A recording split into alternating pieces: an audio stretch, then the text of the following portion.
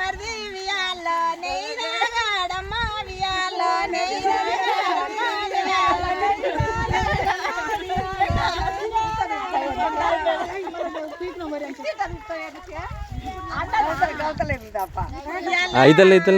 వరి నాటు గుత్త పట్టినాము ఎకరం దున్నాడు గుత్త పట్టినాక ఆడ వరి లేకుంటే ఈడ కొనుక్కపోయి ఆడ వేయాలి. ఈ రోజు ఒక పూట పనికి చేస్తున్నాం. అన్నం టైం అయింది, అన్నం తిని రేపు నాటేస్తాం. ఈ వరి అంతా అక్కడ మోసి